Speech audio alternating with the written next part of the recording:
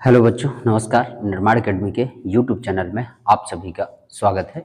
और हमने इस चैनल पर जीएस की क्लास शुरू की हुई है। जीएस की क्लास में हम इस समय देख रहे हैं इतिहास, भारतीय इतिहास देख रहे हैं।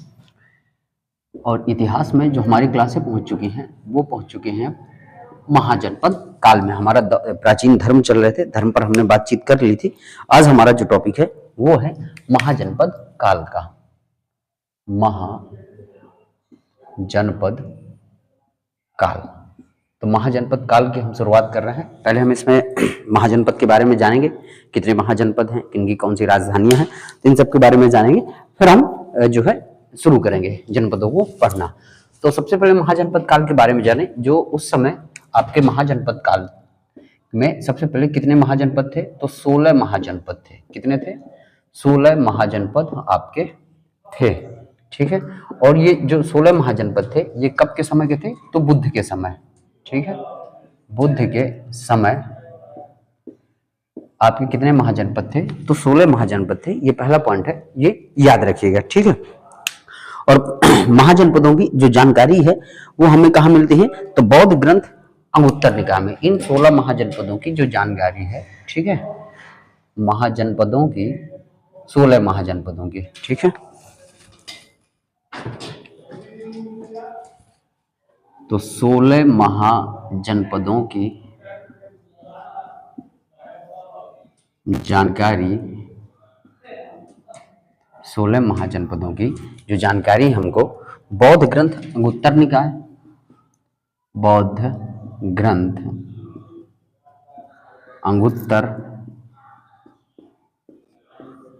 अंगुत्तर निकाय तथा जैन ग्रंथ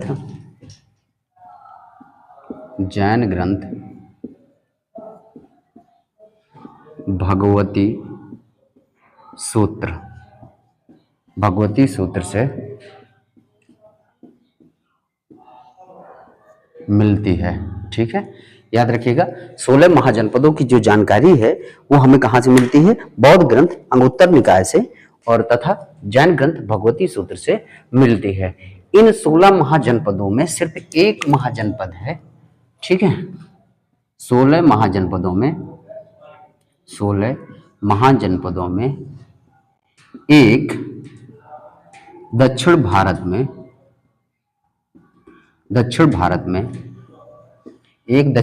में मिलता है। एक दक्षिण भारत में मिलता है। ठीक है, एक दक्षिण भारत में मिलता है। और एक वो कौन है हमारा? तो हम कह सकते हैं 16 महाजनपदों में अस्मक। हम किसकी बात कर लें? अस्मक की।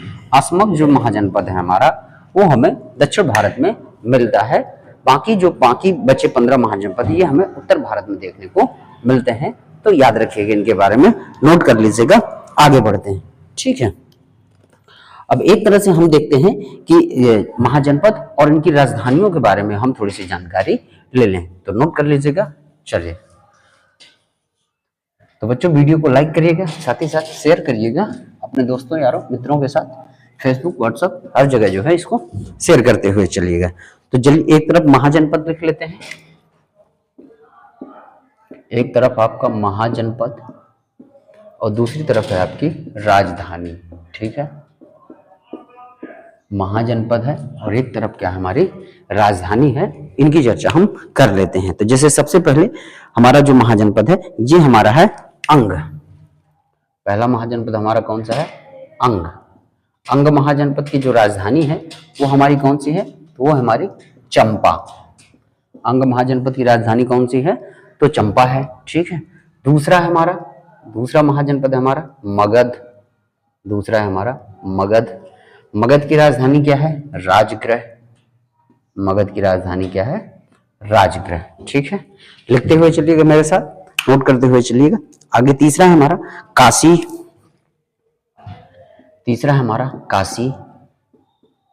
तो काशी की राजधानी क्या है? वाराणसी। काशी की राजधानी क्या है हमारी? वाराणसी। ठीक है, चौथा हमारा कौन सा है? तो चौथा है हमारा कौशल। और कौशल की जो राजधानी है वो हमारी क्या है? श्रावस्ती। कौशल की राजधानी क्या है? श्रावस्ती। ठीक है। तो अंग की चंपा, मगध की राजगृह, काशी की वाराणसी, कौशल की श्रावस्ती। अगला है वज्जी संघ, वज्जी वज्जी संघ, ठीक है, वज्जी संघ। वज्जी संघ की जो राजधानी है वो हमारी कौन सी है? वैशाली। कौन सी है? वैशाली, ठीक है। ये याद रखिएगा कि वज्जी संघ की राजधानी कौन सी है? वैशाली है। अगला है मल्ल संघ, अगला है मल्ल संघ। तो मल्ल संघ की राजधानी कौन है? कुशीनारा,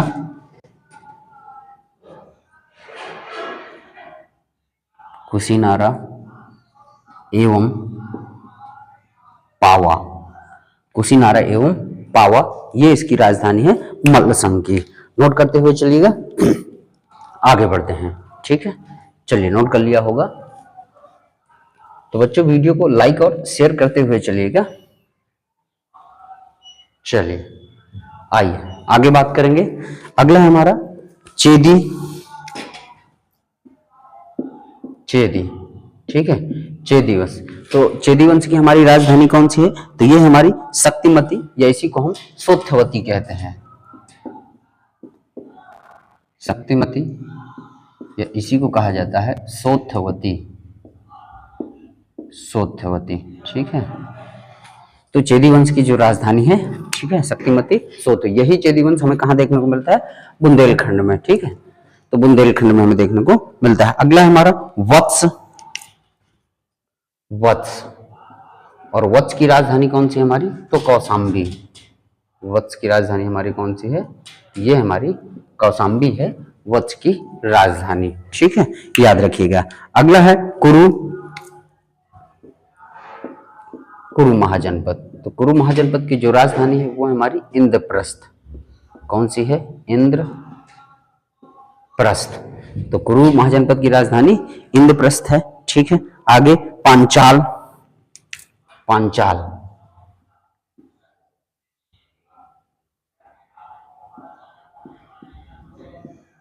पांचाल। और पांचाल की राजधानियां दो हैं, तो एक है हमारी अहिछत्र और दूसरी है काम्पिल, ठीक है। पांचाल की राजधानियां दो हैं, तो एक है अहिछत्र, अहिछत्र, ठीक है, दूसरी है काम्पिल, दूसरी है काम्पिल। उत्तरी पांचाल की अहिछत्र और दक्षिणी पांचाल की हमारी राजधानी क्या है? काम्पिल, ये राजधानी है, ठीक है। आगे हमारा मत्स्य, आगे हमारा मत्स्य। और मत्स्य की राजधानी क्या है? विराटनगर। मत्स्य की राजधानी क्या है? विराटनगर, ठीक है, नोट कर लीजिएगा। चलिए आगे बढ़ते हैं, नोट कर लिया होगा आपने, आगे बढ़ते हैं। चलिए आगे हमारा सूरसेन,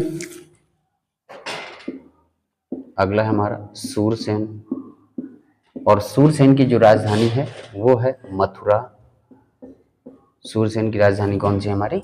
मथुरा है, ठीक है। आगे है हमारा अस्मक, अस्मक। अस्मक की राजधानी है पोतन एवं पोटली, पोतन या इसी का नाम है पोटली, ठीक है। अस्मक की राजधानी क्या है? पोतन तथा या है या इसी का नाम पोटिल है, आप कोटली है, ठीक है। अगला है आपका अवंती, अवंती, ठीक है। अवंती की दो राजधानी है, उत्तरी अवंती और दक्षिणी अवंती है। तो अवंती की, उत्तरी अवंती की राजधानी है उज्जैनी, उज्जैनी, और दक्षिणी अवंती की राजधानी है आपकी माहिष्मती। दक्षिणी अवंती की राजधानी हमारी कौन सी है? तो माहिष्मती। तो याद रखिएगा, अवंती की उत्तरी की उज्जैनी और दक्षिणी अवंती की है आपकी माहिष्मती, ठीक है। अगला है गांधार,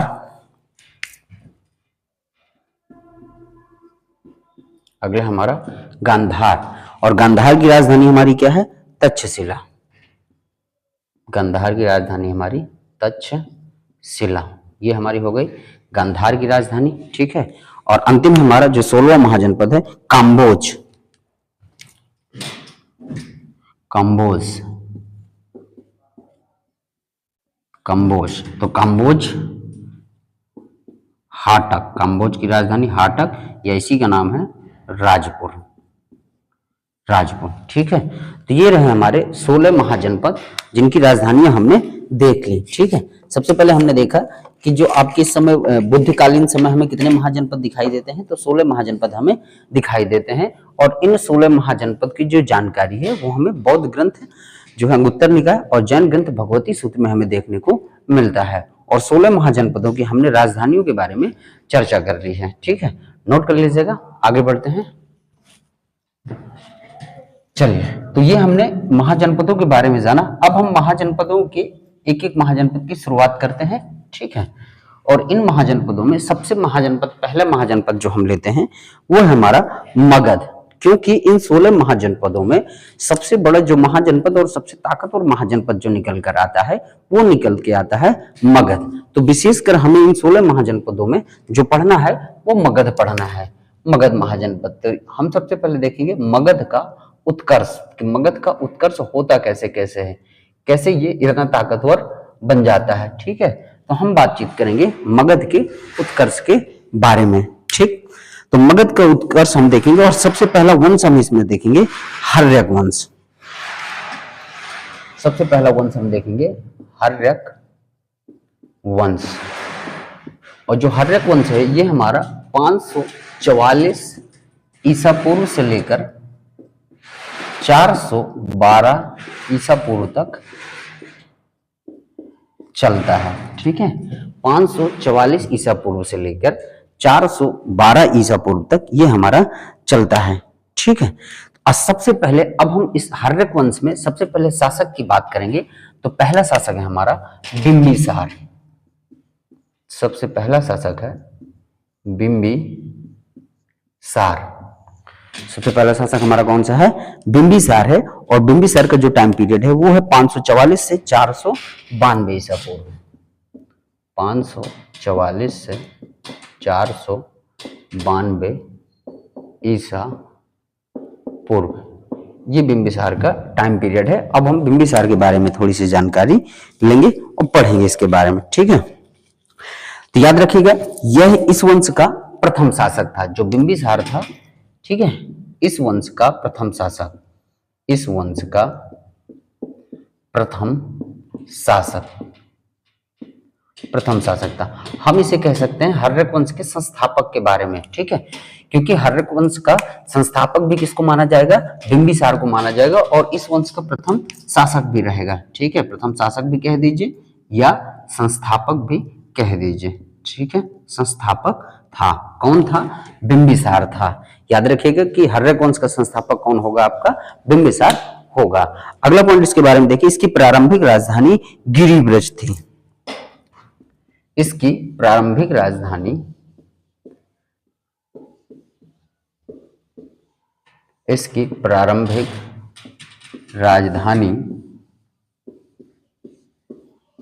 गिरिब्रज थी।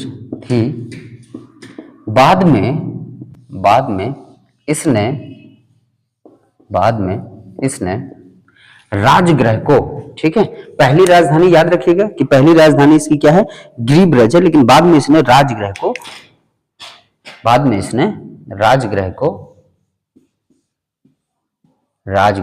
अपनी राजधानी बना ली। ठीक है, अपनी राजधानी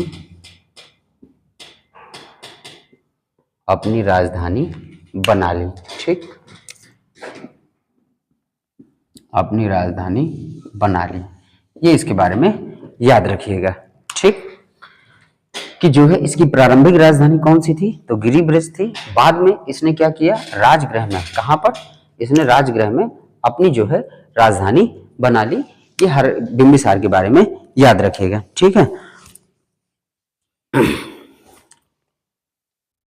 चलिए और आगे बढ़ते हैं।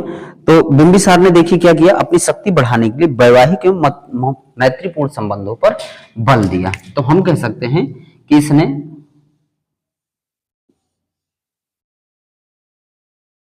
साम्राज्य वृद्धि के लिए इसने साम्राज्य को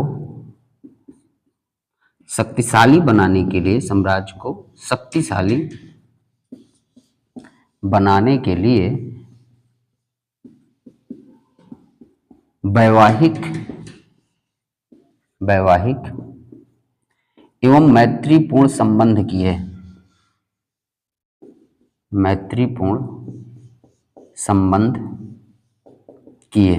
ठीक है भाई, अपने साम्राज्य को अगर आपको बढ़ाना है तो क्या करेंगे, वैवाहिक, वैवाहिक मतलब कि दूसरे राज्य के जो है राजकुमारी के साथ विवाह करना, तो वो आक्रमण करेगा नहीं, वो उसके अंडर में आ जाएगा। साथ ही साथ मैत्रीपूर्ण संबंध बनाना, मित्रतापूर्वक भाव बनाने के बाद इसने साम्राज्य को क्या बनाया, शक्तिशाली बनाया। ठीक है, और जो बिंबिसार था वो बौद्ध धर्म का अनुयायी था। इसके बारे में अगला पॉइंट है कि बिंबिसार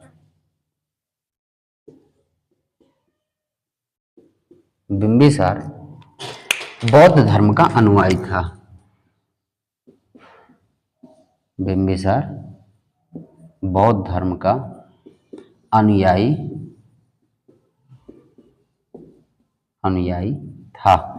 याद रखिएगा कि बिंबिसार जो था ये बौद्ध धर्म का अनुयायी था, यानी अनुयायी का मतलब कि बौद्ध धर्म को मानता था। ठीक है, चलिए, तो ये हमने देखा बिंबिसार के बारे में। इतनी ही बातें हमारे काम की एग्जाम के लिए, बहुत ज्यादा हमें डिटेल आवश्यकता नहीं है। तो ये इतना हमारे काम का रहा कि बिंबिसार हर्यक वंश का संस्थापक या प्रथम शासक हम इसे कह सकते हैं। इसकी प्रारंभिक राजधानी क्या थी, गिरिब्रज थी। बाद में इसने अपनी राजगृह को अपनी क्या बना ली, राजधानी बना ली, और अपने साम्राज्य को शक्तिशाली बनाने के लिए इसने वैवाहिक एवं महत्वपूर्ण संबंध किए, वैवाहिक एवं मैत्रीपूर्ण। और बिंबिसार किस धर्म का अनुयायी था, तो बौद्ध धर्म का अनुयायी था। ठीक है, चलिए अब आगे बात करेंगे अगले शासक की, तो नोट कर लीजिएगा। चलिए, तो बच्चों क्लास आपको कैसी लगी कमेंट बॉक्स में जरूर बताइएगा, साथ ही साथ वीडियो को लाइक करिएगा और शेयर करिएगा।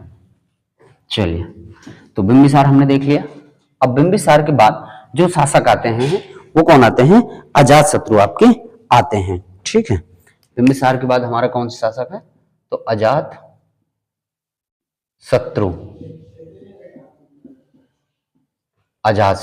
ठीक है, और अजातशत्रु का जो टाइम पीरियड है वो है 492 से लेके 461 ईसा पूर्व।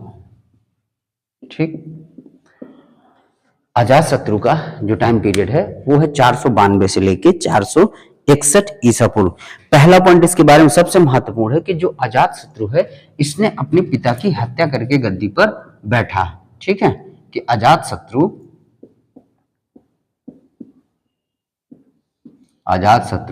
अपने पिता की हत्या करके गद्दी पर बैठा। ठीक है, ये याद रखिएगा कि अजातशत्रु अपने पिता की हत्या करके गद्दी पर बैठता है, ये महत्वपूर्ण पॉइंट है। ठीक है, और ये मगध का शासक बनने से पहले यह अंग का गवर्नर था। ये भी हमसे क्वेश्चन पूछा जा सकता है कि अजातशत्रु मगध का शासक बनने से पहले कहाँ का गवर्नर था, तो याद रखिएगा कि मगध का शासक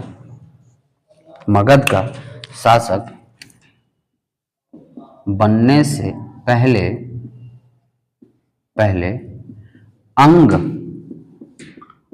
का गवर्नर था।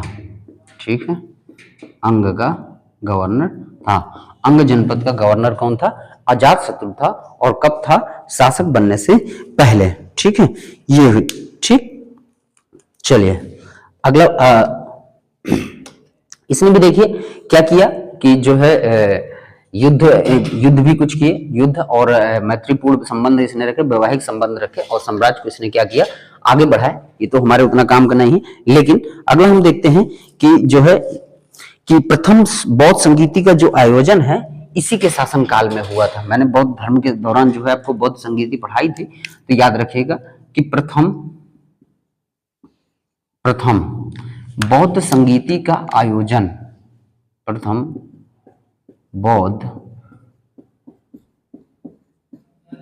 बौद्ध संगीति का आयोजन इसी के काल में, इसी के काल में राजगृह में हुआ, राजगृह में हुई थी।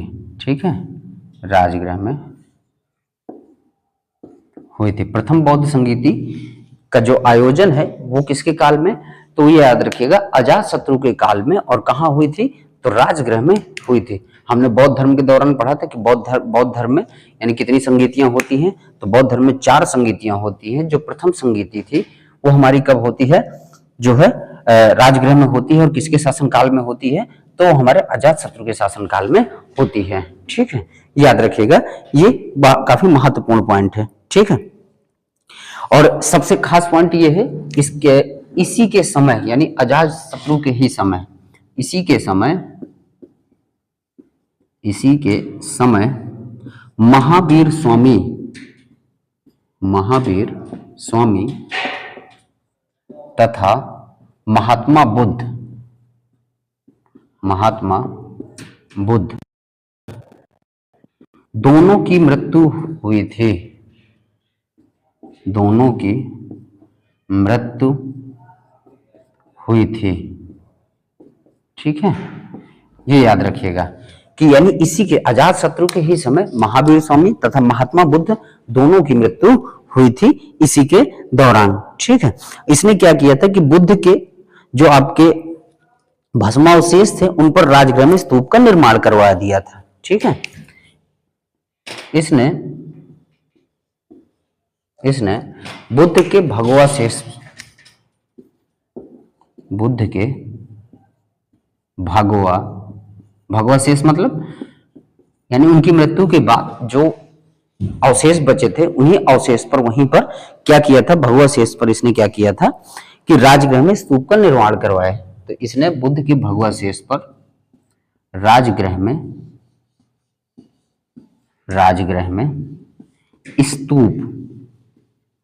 स्तूप का निर्माण करवाया। ठीक है, याद रखिएगा अजातशत्रु के बारे में कि इसने बुद्ध के भगवशेष पर और कहा राजगृह में ही कहा करवा स्तूप का निर्माण इसने करवा दिया था। ये हमारा खास पॉइंट रहा अजातशत्रु। ठीक है, चलिए तो ये हो गया हमारा अजातशत्रु। अब अगले शासक की हम बात करेंगे तो नोट कर लीजिएगा, आगे बढ़ते हैं। चलिए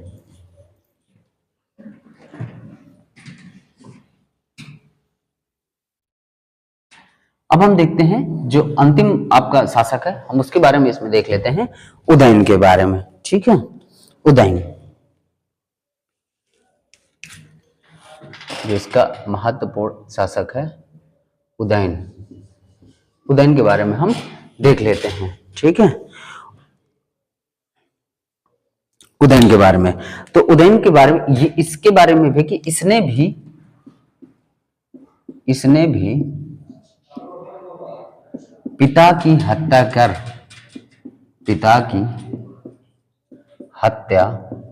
करके गद्दी प्राप्त की थी। इसने भी पिता की हत्या करके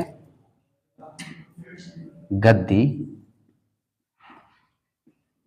प्राप्त की थी, यानी उदयन ने भी अपने पिता अजातशत्रु की हत्या करके गद्दी प्राप्त की थी। ठीक है, इसीलिए इस वंश को हम यहाँ पे थोड़ी सी बातचीत कर लें। इसीलिए क्योंकि पिता की हत्याओं पर ही गद्दी प्राप्त कर रहे थे, तो इसलिए इस वंश को पितृहंता वंश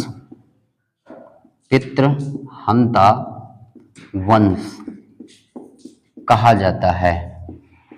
पितृहंता वंश कहा जाता है।